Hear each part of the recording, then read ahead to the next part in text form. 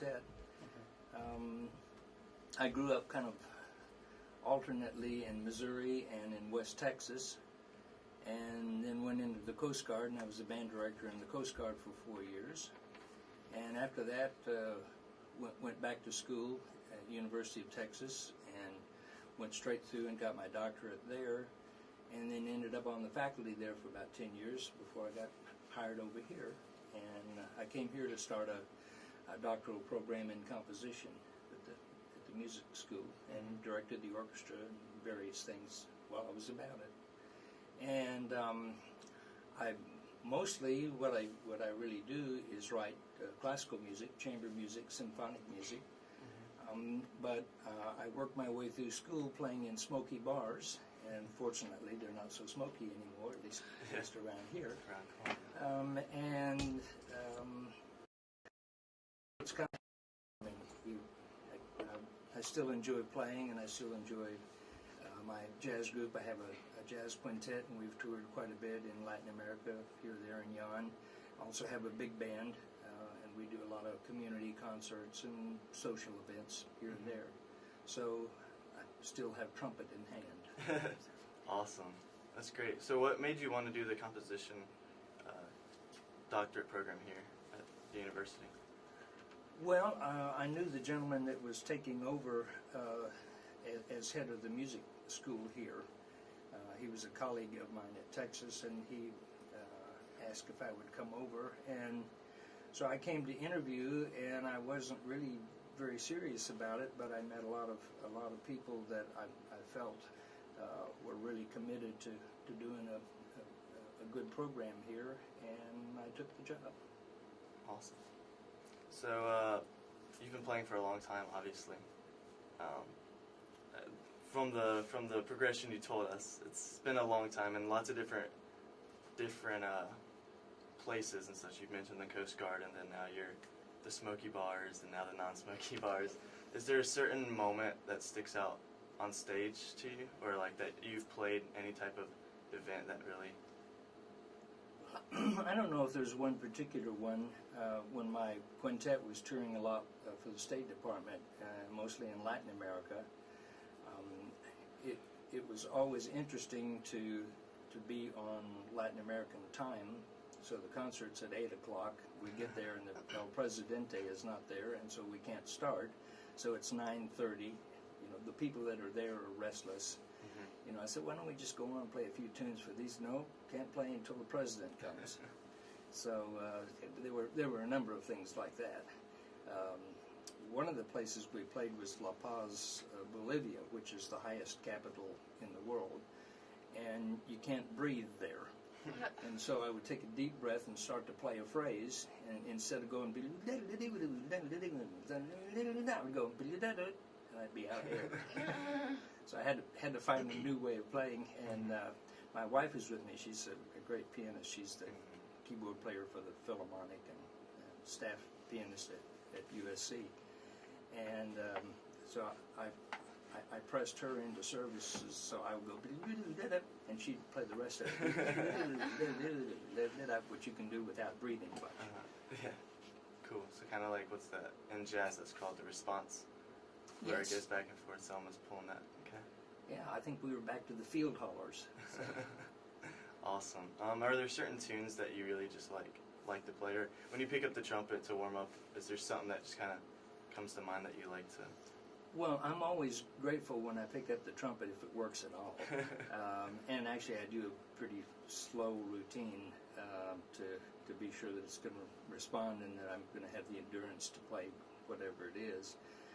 As far as favorite tunes go, I think I'm partial to some Ellington tunes, Duke Ellington tunes. We played Take the A Train a lot.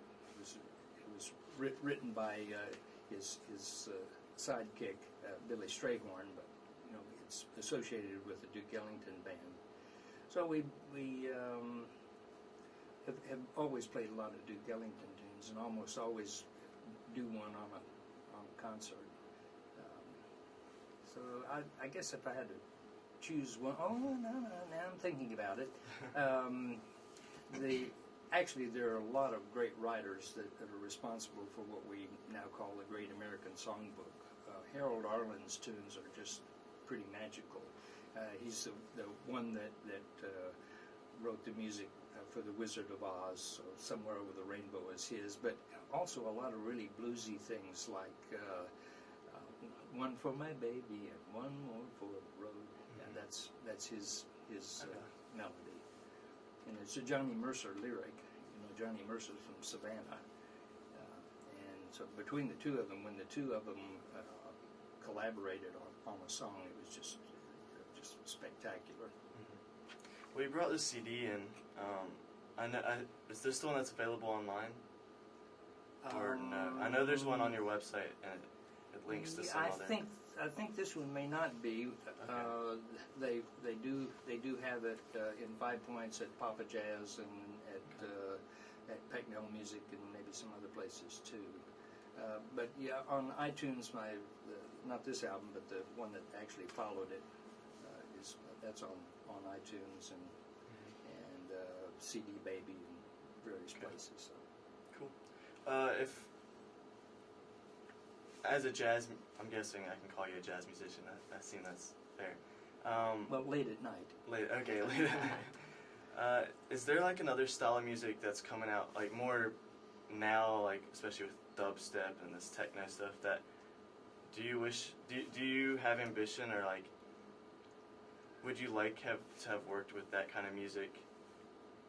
Well, actually, I do try to stay up with what the trends are, and am not ashamed to incorporate some facet of something that's new into what we're doing. We don't feel like that our style of playing is, or my classical style for that matter of writing, is stuck in any one genre or any one decade. What's been interesting to me is to see how many of the rock singers like Van Morrison and I think blanking on his name, has about 4 albums of Great American Songbook standards. Rod Stewart. Oh, okay. Yeah. It's interesting to me at how many people have gravitated toward that literature, and there's a reason for it. There's a lot of content there, and what is, I think, fascinating to me is that there was a point at which things changed. We used to always want to take a tune that somebody else has done and do it in a different way to personalize it. And now we hear all the wedding bands and whatnot trying to do "I Will Survive" or "Sugar Pie Honey Bunch," just like the record. And that didn't used to be the ideal. It is now. So I think the Great American Songbook with Harold Arlen, the Gershwins, Jerome Kern, Rodgers and Hart, Rodgers and Hammerstein, those pieces, Cole Porter, have enough substance, and you expect to hear them in a different way. So it makes it nice for somebody that was a pop artist like Tony Tennille to come along and record those. Linda Ronstadt, same thing, and so that's pretty fascinating to me. How many of the current artists are looking back at that literature. Cool. Is there are you playing anywhere that people can get into? I know you play probably some like private events and such. Yeah, it's mostly private events. We have public concerts, both with my quintet and with my big band. My big band's playing a concert at Patriot Hall in Sumter this Friday, and the next week we're accompanying the Palmetto Master Singers, a male chorus, and so we will back them up, but also play a few feature tunes too, and that's the Friday and Saturday of next week. Okay. Cool. Well, do you have any silent chance, running the camera? Do you have anything you'd like to ask? Or all right. Well, thank you for coming on this morning. We'll play. What was it that you? Let's see. I think. Misinformation. Misinformation. All right. We'll play that, and on your way out. So thank you again. We'll get the recording and stuff up, and so Thank you. we can put it out there. Great. Thank you so much. This is Pauly C and AWOWW show once again. If you would like to call in, we're going to have a sports half hour in a few minutes. So if you want to call in during that, feel free, 803-576-9872. Or if you just want to call in and have some fun with us, we can do that too. We're going to hear misinformation now, and then we'll be back shortly. So keep listening. This is the Pauly C and AWOWW show.